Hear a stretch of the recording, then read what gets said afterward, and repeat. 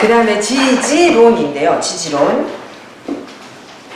그럼 이제 지지라는 거는 천간과의 상대적인 거예요. 천간은 순수한 기운이고 지지는 그 지지 안에 두세 개가 같이 존재하니 지지는 변화가 다양합니다. 그래서 이제 천간의 간목 그러면 목의 순수한 기운의 변화인데 지지의 인목은 그 속에 무토, 병화, 간목 이걸 우리 나중에 지장간에서 배울 거예요. 근데 지지의 인 그러면 순수하게 간목의 기운만 있는 것이 아니라 그 속에 무토와 병화의 기운 그리고 간목의 기운이 섞여 있다는 거예요. 그래서 지지 인목은 주변의 상황에 따라서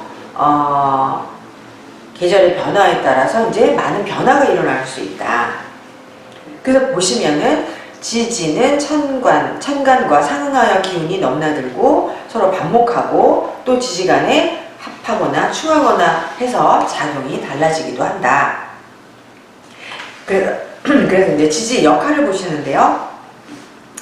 지지는 이것도 다 이제 원서에 나오는 표현이에요. 보세요. 천복지제라는 말이요. 천은 하늘은 덮고 땅은 떠받친다. 그래서 이제 지지는 땅이 하늘의 기운을 실어서 떠받친다라는 뜻이다. 그리고 지지는 천간의 뿌리가 된다. 그래서 항상 지지는 천간하고 밀접한 관계를 가지는데도 지지가 갖는 고유한 특성이 있는 것이다. 그래서요, 이제 지지의 기본적인 개념을 설명을 하는 거예요. 첫 번째 보세요. 지지 중에 자인진 오신술은 양이다. 축, 묘사, 미, 유해는 음의 지지이다. 그 다음에 이제 봄에 해당하는 인묘진, 사오미는 양의 기운이다. 신유술, 해자축, 가을의 기운은 음의 기운이 내포되어 있다. 그 다음 보세요. 인묘진은 동방목의 계절이고 사오미는 남쪽 화, 신유술은 서쪽 금, 해자축은 북방수의 계절이다. 그 다음부터는 이제 여러분들도 기억을 해야 돼요. 인신사해는 생지다. 생지라는 게 무슨 의미냐면요. 인은 병화의 장생지, 신금은 임수의 장생지, 사화는 경금의 장생지, 해수는 간목의 장생지다. 그럼 생지의 특성이 어떠하냐? 생지의 특성이라는 것이 이제 활발하게 움직이는 걸 의미하는데 준비, 시작, 창조, 발명, 발상, 개발의 의미가 강하다. 자, 오, 묘, 유는 왕지다. 자는 임수의 왕지, 오는 병화의 왕지, 묘는 간목의 왕지, 유는 경금의 왕지이다. 순이란 기운이 모여 있어서 합해도 어지간해서는 다른 성분으로 변화하지 않는다. 그래서 불굴의 의지와 강인한 정신력을 왕지가 가지고 있다. 진술충미는 고지, 묘지라고 하고 또 어떤 분들은 화계라는 표현을 써요. 그래서 이 진술충미는 거두어 저장하는 창고의 의미가 있고 또 기운이 다하면 묘, 돌아가서 죽는 묘지의 의미가 있다. 그래서 진술충미는 저장, 보관, 흡수, 종합, 조화 등의 뜻이 있고 또 진술충미가 많은 사람들이 정신세계에 관심을 가지는 경우가 많다. 이렇게 이제 지지에 대해서 개관적인 설명을 했어요. 그러면은 여기서 우리가 자축 나가기 전에 제가 항상 저는 12지지를 이렇게 사각형을 그려서 표현을 하고요. 어떤 선생님은 이걸 동그랗게 표현하는 분도 있다. 이렇게 했어요. 그럼 이제 우리가 요 자월의 동지의 기운을 자오를 이렇게 나누면 동지를 기준으로 동지를 12월 22일이라고 표현을 하면 하지는 6월 22일 그 다음에 여기를 이렇게 하면 묘유는 여기는 춘분이에요. 춘분은 3월 22일, 추분은 9월 22일. 그러면은 우리가 한 계절을 1년을 4개로 나눌 때 항상 기본이 되는 것이 자오와 묘유입니다. 그러면은 동지에서 동지 전은 겨울로 보고 동지 후로는 봄으로 간다. 그러면은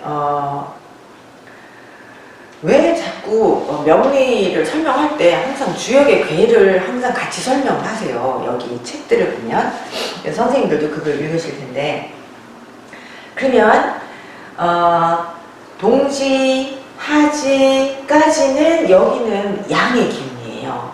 그 다음에 이제 하지부터 음의 기운이에요. 그러면 우리가 항상 하는 말이 자월 동지에서부터 일의 양이 생겨난다 이렇게 표현을 해요. 그러면 자월의 딱 밑에서 이제 양의 기운이 올라오는 거예요. 그러면서 생명을 만들고자 하는 기운이 생겨나는 거거든요. 그래서 그 그림을 그리기 전에 이제 우리가 여기 해자축을 겨울이라고 표현을 하고 또 임묘지는 봄, 사오미는 여름, 신유술은 가을 이렇게도 표현을 해요. 이렇게도 표현을 하고 또 자월을 기준으로 여기를 봄이라고 하고 여기를 겨울이라고 표현을 하기도 한다. 그래서 여기를 이제 지울게요. 제가 하나를 그림을 괴상을 하나만 딱 그릴 거거든요. 우리가 언제나 자월에 하나의 양이 생겨난다라고 하면 주역에서는 괴를 6개의 효를 그려요. 그래서 맨 밑에가 이렇게 생기면 양이에요. 양이고요. 그러면 자월은 양이 하나인데다가 이렇게 하면 음이에요. 그러면은 자월은 음이 5개인 거예요. 제가 잘 못 그리지만 둘레 하나 더. 이게 무슨 의미냐면요. 자월은 하나의 양과 5개의 음의 기운이 있는 월인 거예요. 그러면 그 다음에는 어떻게 생기겠어요? 축에는 양이 2개가 되는 거예요. 그럼 이렇게 이 양에다가 나머지는 이렇게 해서 이 양, 4음인 거예요. 그럼 여기는 어떻게 되냐면요. 양이 3개가 돼서 3양, 3음. 묘월은 4양, 2음. 진월은 5양, 1음. 그러면 4월은 어떻게 되겠어요? 4월은 전부 다 양이 6개가 되는 거예요. 근데 이 표현을 계속 들으실 거니까 제가 이렇게 그려본 거예요. 아시겠죠? 그러면 해월은 뭐였겠어요? 전부 다 음이겠죠? 그러면 이제 우리가 동양 철학에서 항상 얘기하는 게 음이 극에 이르면 그 다음에 어떻게 되겠어요? 양이 생겨나기 시작한다는 거예요. 양이 극에 이르면 음이 하지에 1음이 땅에서 생겨나는 거예요. 그래서 이 명리학에서 월마다 꼭 음양의 괴를 설명을 하는 거를 이제 보시면 이 얘기를 하는구나 이렇게 아시면 되고요. 다시요. 이제 여기가 겨울이에요. 그러면 이제 이 월 3개의 월이 각각 해자 축이 성분이 달라요. 지금 읽으신 것처럼 여기는 생지예요. 계절을 시작할 때는 생지예요. 그 다음에 계절의 한 중간은 왕지예요. 그 다음에 계절이 끝나갈 때는 항상 토가 오는데 이거를 저는 그냥 묘지라고 할게요. 그래서 모든 계절이 생왕묘, 생왕묘, 생왕묘, 생왕묘예요. 그러면 이렇게 계절에 처음 시작할 요것을 전부 다 생지라고 하는 거예요. 그럼 우리는 인신사해 이렇게 습관처럼 불러요. 그 다음에 그 계절의 기운이 여기서 생겨나서 그 계절이 가장 왕한 순위란 기운으로 되어 있는 것을 왕지라고 해요. 그거를 자오묘유라고 해요. 그 다음에 우리가 이 겨울의 해자라는 기운이 이제 봄으로 가야 되죠. 그러면 계절의 변화를 겪을 때는 항상 토가 중화를 하는 거예요. 토가 중재, 중화를 해야 해요. 그래서 겨울의 기운을 축토가 봄의 기운으로 변경시켜주는 중재의 역할을 하는 거예요. 그래서 이 토의 역할이 굉장히 중요해요. 그래서 항상 계절의 끝에는 토가 있어서 그 전 계절과 그 다음 계절을 이어준다, 연결해준다, 변화시켜준다라고 표현을 하는 거예요. 그러면은 겨울부터 항상 생왕묘, 생왕묘, 생왕묘, 생왕묘인 거죠. 그리고 계절의 끝은 항상 토가 그 다음 계절로 연결되도록 이어준다. 요거가 기본적인 계절의 기본적인 개론이에요. 그 다음에 이제 여기서부터 또 이제 지지가 합을 할 때는 항상 여기서부터 하나씩 걸쳐서 합을 하는 거예요. 여기가 생지 해가 만약에 3합을 하려면 어떻게 하냐면요. 생지 하나, 여기서 어디로 가냐면요. 왕지를 하나를 껴야 돼요. 그 다음에 어디로 가냐면요. 묘지를 하나씩 끼는 거예요. 그래서 해, 묘, 리 해서 3합을 하는 거예요. 그걸 우리는 삼합이라고 해요. 그러면 해자 축을 뭐라고 하냐면요. 계절의 합이라고 해서 방합이라고 해요. 이거는 나중에 한 번 더 진도에 따라서 설명을 할 거거든요. 그래서 언제나 이게 외우시기가 삼합 외우기 힘들다 뭐 이러면은 이 그림으로 외우는 게 가장 좋아요.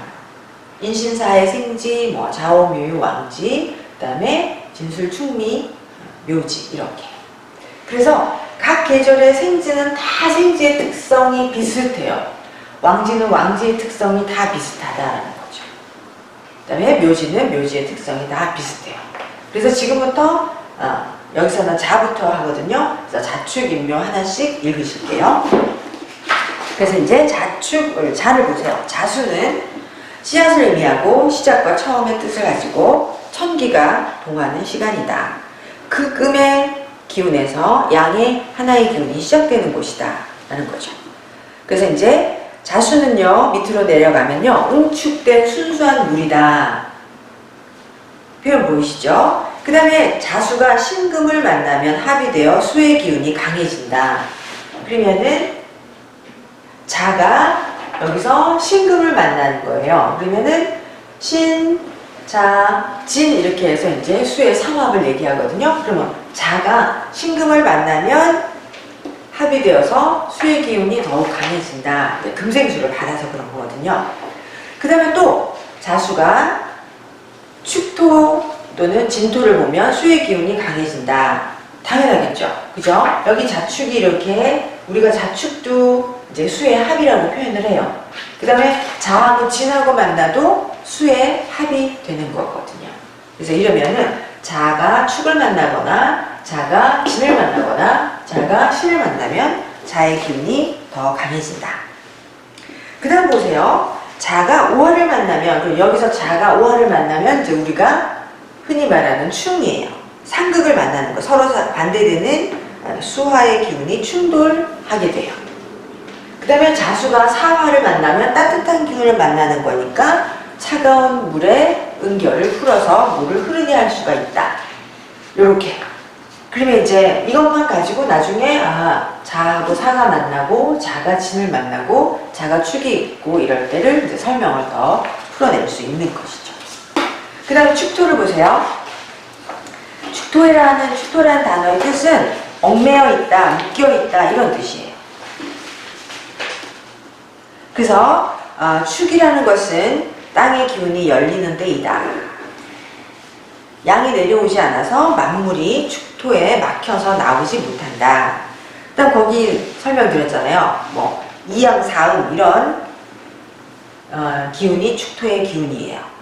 그래서 이제 축토라는 거는 가장 춥게 느껴지는 시기에 축월이요. 그래서 씨앗에다가 더욱더 압축을 가해서 반발력을 키워서 그 다음에 인월에 나오게 하기 위해서 발화의 힘을 키우는 때가 축월이다.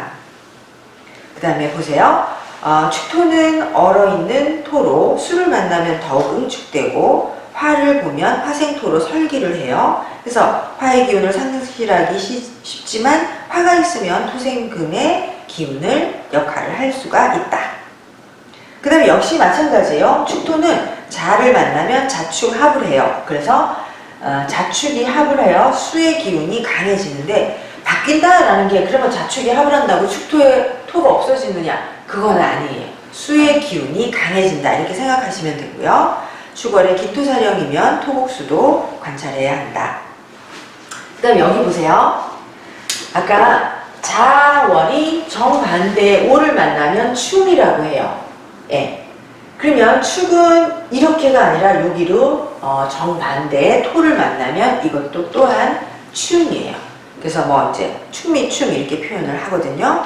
그러면은 축과 미의 충은 북방과 남방의 싸움이다 이런 표현이 있죠. 그러면 이제 여기는 수의 기운이고 여기는 화의 기운이잖아요. 그래서 축 중에 계수와 미 중에 정화가 충돌한다. 이렇게 이제 설명을 듣고 있으시면 될 것 같아요. 그 다음에 여기 또 신금이 있고 여기 을목이 있다. 네, 이것도 나중에 사주를 감명하거나 운을 감명할 때 쓰는 표현들이에요. 그래서 여기 있는 계수와 정화가 충돌하고 신금과 을목이 충돌한다. 축과 미가 상충하면 그런 기운의 충돌이 생깁니다. 그 다음에요, 이제 인월. 인월은, 인월 자체는 끌어당기며 움직여서 나오는 의미다. 그래서 만물이 생성되기 시작한다. 원래 축토에 얽매여 있던 상태를 인이 끌어당겨서 목이 나오기 시작하고 사람이 활동을 시작하는 때이다. 그래서 다시 한번 인은 생물을 끌어당긴다라는 뜻이다. 그럼 이제 인월에는요, 인월에는 양의 기운이 움직여서 땅을 떠나서 땅 위로 나오려 하지만 아직도 온기가 강하다라는 거죠. 그 다음 밑으로 가서 그 다음 보세요. 인목은 눈이라는 게 이제 눈목, 뭐라 그러죠? 순이 난다는 뜻이에요. 그래서 인목은 수의 기운을 잘 흡수하고 그 다음에 인목은 목생화의 기운도 강하게 작용을 한다. 그 다음에요, 인월에 화가 없이 수가 강하면 목이 자라기 어렵고, 당연히 인월이 양력 2월이면 춥잖아요. 그 화의 기운이 있어야 생명이 자라겠죠. 내 수만 있으면은 목이 잘 자라기 어렵고, 수가 없이 화가 너무 강하면 수가 크게 자라지 않고 분목, 말라 죽는 거죠. 뭐 목이 불탄다 이렇게 표현해도 되고요. 그 다음에 여기 또 보세요. 인월에 정반대의 계절이 어디냐면 이렇게 신이에요. 그래서 우리가 인신충이라고 하거든요. 그럼 이 봄에 어린 나무의 기운이 가을에 강한 금의 기운을 만나는 것이 이제 봄과 가을의 기운이 만나서 충돌하는 거예요. 네, 그 다음에 이제 묘목을 갈게요. 인신이 충하는 것은 다시 지지를 할 때 설명을 하고요. 묘월. 묘월은 씨앗이 땅을 뚫고 나와 흙을 뒤집어 쓴 모습이다. 그 다음에 이 묘목이요, 문이 열리는 모습이다.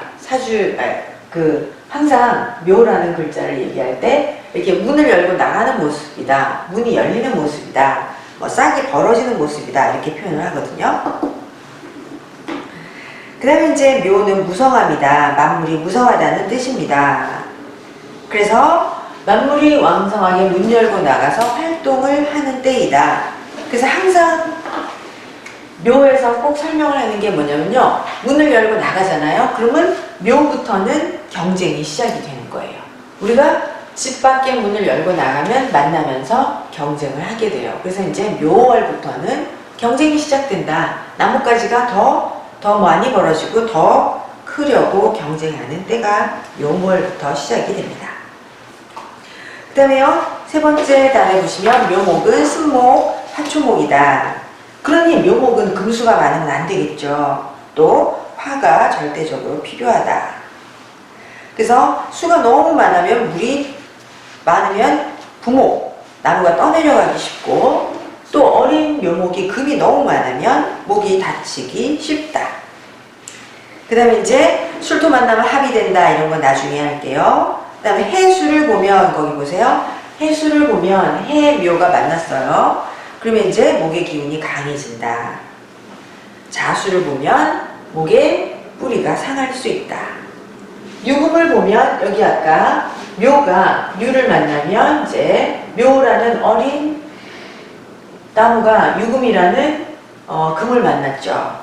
그러면은 이제 목이 다치기 쉽다. 왕지의 충으로 묘목이 다치기 쉽다라는 표현이요. 근데 요즘은 묘월에 실제로 유금이 있는 분들이 많이 다쳐요. 그리고 몸에 상처도 많고 사지가 멀쩡하지 않은 분들도 있고 그렇거든요. 근데 요즘은 워낙 이제 의료가 잘 발달되어 있으니까 그런 분들 많지 않은데 60대 가까운 분들은 많이 있는 것 같아요. 묘가 유를 만나면 묘목이 다치기 쉬워요. 그 다음 넘겨보세요. 이제 진토 할게요. 진토. 진이라는 것은 우레를 의미한다. 만물이 다 펼쳐지는 것을 나타내고, 진월은 만물이 자라기 좋은 때이다. 그래서 이제 진월에는 양기가 움직여서 번개를 치고 농사를 짓는 때이다. 만물이 모두 생겨나고 움직이는 때이다. 이런 표현이죠. 밑으로 내려가서요. 진토는 지장간에 계수를 포함하고 있어서, 이 안에 계수를 포함하고 있어요. 그래서 또 어떤 분들은 논과 같다. 습토다. 그래서 진토는 개수를 안에 품고 있고 날도 따뜻한 계절이거든요. 그래서 모기 뿌리 내리기 쉽고 모기 잘 자라는 계절이에요. 그래서 진월에 수와 화가 배합되어 옥토가 되면 목을 잘 기른다. 근데요, 여기 보세요. 진월에 이제 술토를 만났어요. 이렇게. 그러면 진이 술과 충하죠. 그러면 거기 보시면 방위로는 봄과 가을의 기운이 싸우며 토의 기운이 서로 섞이는 형상이 이루어진다. 네. 토가 서로 충하면은 뭐 천지가 흔들린다 이렇게 표현하기도 하고요. 또 사실 이렇게 토충이 있는 분들이 되게 이제 토가 이렇게 우리 신체로는 복부거든요. 그래서 뭐 허리 아픈 분들이 많이 있고 그렇게 표현을 합니다. 그 다음에 사화 볼게요. 사화. 선생님. 4월이면 양력으로 몇 월인 것 같으세요? 4월. 양력. 네, 양력으로. 우리 명리학은 그냥 양력 써요. 그래요? 5월이에요. 그래서 이제 선생님들 인월 그러면은 양력 2월이거든요. 그 2월에 날씨가 어떤지를 생각해 봐야 돼요. 생명이 잘 자라겠나. 양력 2월, 인월에 났어요. 천간에 개수가 있고 막 경금도 있고 이랬다. 그 병화는 없어. 그러면은 목이 자라지만 잘 자라기 어려워요. 기다려야 돼요. 더 따뜻한 계절이 올 때까지. 그래서 양력으로 몇 월인지를 항상 기억을 해야 돼요. 예. 진월, 그럼 양력 4월. 그러면 지금 밖에 보세요. 막 이미 벚꽃은 졌다가 뭐 개나리 뭐 이런 거 다 지금 지고 있잖아요. 그러니까 네. 어느 계절이어서 기운이 어느 정도이고 일상의 기온이 몇 도이고 가장 더울 때는 몇 도 정도이고 이런 걸 좀 기억을 해야 돼요. 그래야 사주를 볼 때 굉장히 편해요. 그래서 이 사람 사주가 추운가 안 추운가, 이 사람 사주가 습한가 라는 게 되게 중요해요. 선생님 지난번에 말씀하셨던 사주가 묘월생이거든요. 예. 고등학교 3학년 학생. 묘월엔 진토가 있어요. 근데 천간에 병화도 없어. 그렇지만 사시에 났어요. 그러면은 묘월의 진토에 간목이야. 그럼 어떨 것 같으세요? 사주가?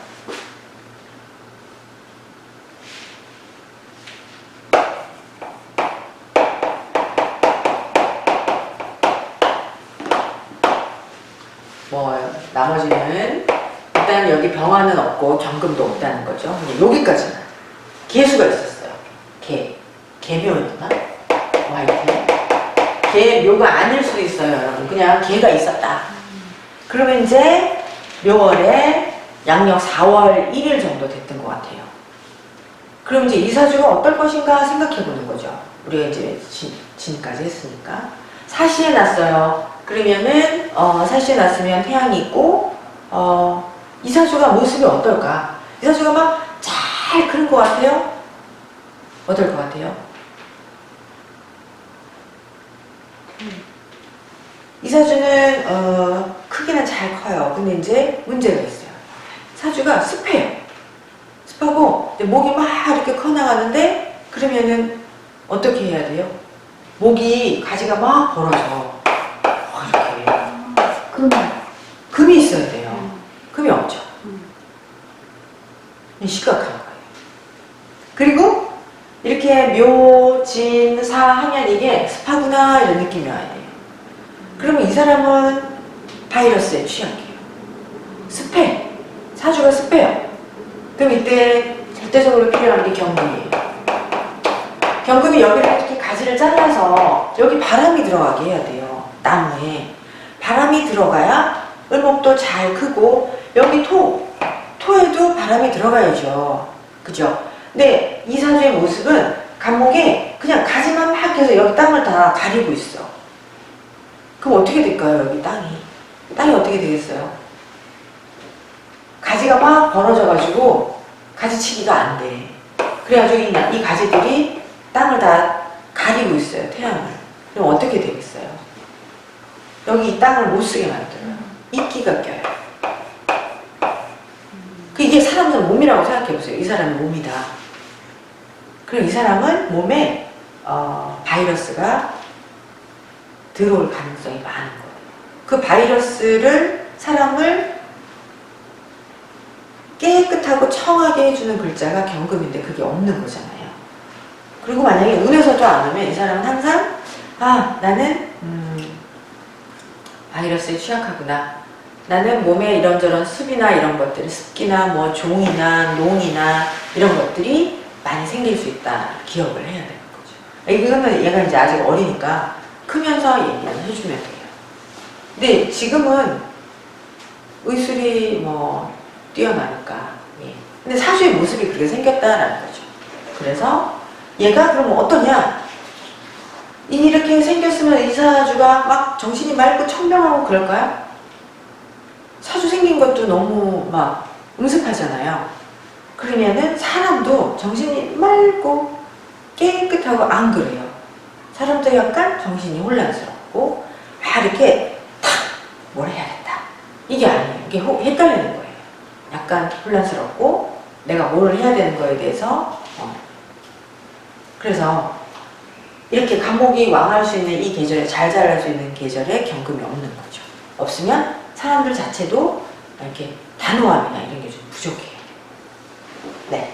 그래서 이제 묘, 진, 사, 개 이러면 이 사주 자체가 약간은 습하고 음습하다. 경금이 없어서 이제 지우고 다시 그 다음에 이제 사 했죠. 그 다음에 5를 보실게요. 사 보세요. 사는 이미 입자에서 왔다고 해요. 그래서 이미 그렇다. 이미 어떠하다? 4월은 이미 만물이 무성하다. 4월에 양기가 이미 나와 다 퍼지고 음기가 감춰지므로 사를 배를 그리면 6양이에요, 여러분. 그래서 이제 양기가 극한 거죠. 양기가 지극하다. 그리고 음이 하나도 없는 음이 자취를 감춘 때이다. 이렇게 표현을 하고요. 4월에 입하가 있습니다. 사화는 병화를 대표하는 양의 화이다. 그러면 4월에 뭐 해야 되냐면요. 목생화 해야 돼요. 목을 길러서 꽃을 피우게 해야 합니다. 4월에 목을 만나지 못하면 자신의 임무가 무엇인지 모르는 사람과 같고 목적이 없고 사의 해랑 충하잖아요. 사의 충 이렇게 하면은 이제 목을 길러야 되는데 갑자기 어루구를 만났어요. 그러면 4월에 해수가 있으면 원래 목을 기르는 일을 해야 되는데 그 목을 길러서 사람을 인도하는 기능을 상실한다. 그래서 사와 해가 충을 한다. 여기까지만 지금은 기억을 하실게요. 오화는 거스른다는 뜻이다. 5월에 음기가 양을 거슬러 땅에서 하나가 올라옵니다. 일음이 생겨나요. 그래서 음기가 양기를 거스르는 것을 의미한다. 양이 극성하여 음기가 시작되는 것을 말한다. 내려가시고요. 오화의 역할은 그러면 뭐냐면요. 오화의 역할은 4월까지 선생님 나무가 막 엄청나게 크게 컸잖아요. 양기가 그윽해서. 그러면 이제부터는 5월엔 뭐 해야 되냐면요. 6월 22일부터 이제 하지에 이름이 탁 올라와요. 음이 올라온다는 건 무슨 뜻이냐면요. 양기를 거스른다라는 뜻도 되고 양기를 마감한다는 뜻이에요. 그럼 우리가 5월에 뭐를 하냐면요. 우리가 하는 대표적인 게 5월에 수정을 해요. 여기서 이제 꽃이 막 피어났으면 여기에 수정이라는 걸 해요. 그래서 이제 열매가 생겨나게 해야 된다는 거죠. 그래서요, 목을 기르는 작용을 4월까지 하고 그 기르는 작용을 마감하고 결실을 맺기 위한 변화를 유도한다. 이게 수정이라는 거예요. 그래서 열기를 자제시키는 수, 그 다음에 변화를 통해 결실을 맺는 경금이 필요하다. 그래서 오화가 문명에 부리고 사람들이 어떤 걸 하는지 거기에 나와 있죠. 예. 근데요, 네, 나중에 선생님이 여기서 지금 5월이 굉장히 중요하니까 사주에 5월생이 있어요. 5월 미월생들은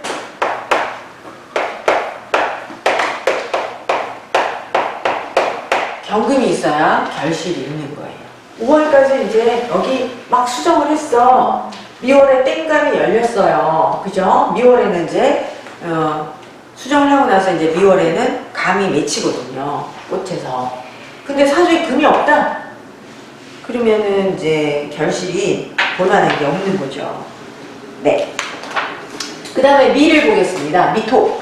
미토는 만물이 모두 이루어져 맛이 생긴다. 원래 이게 맛 미자에서 왔다고 해요. 여기 앞에 입구가 있으면 맛이라는 뜻이거든요.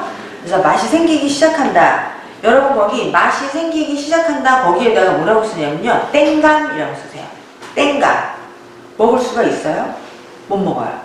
아직 한 달 더 있어야 먹을 수 있거든요. 근데 이미 여기서 수정해서 이때 감은 이제 생겨난 거죠. 그래서 네, 미월은요. 5월에 1양이 생기고 미월에 2양이 죄송합니다. 5월에 1음, 미월에 2음이 생겨서 땅에 흡수된 열기가 복사되어 아주 더워요. 그치만 이미 이제 만물은 더 자라지 않는 거예요. 만물의 성장이 멈추고 양기가 음의 기운에 쌓이기 시작한다. 그래서요, 이제 미토는 결실로 가는 첫 단계, 이게 중요하고요. 맛을 나타내며 성장을 멈춘 때입니다. 그래서요, 이 성장을 멈추고 본격적인 변화를 거치고 그리고 그 변화 과정이 성공으로 귀결되려면 또 금이 있어야 돼요. 그냥 구체적으로 경금이라고 이렇게 쓰실게요.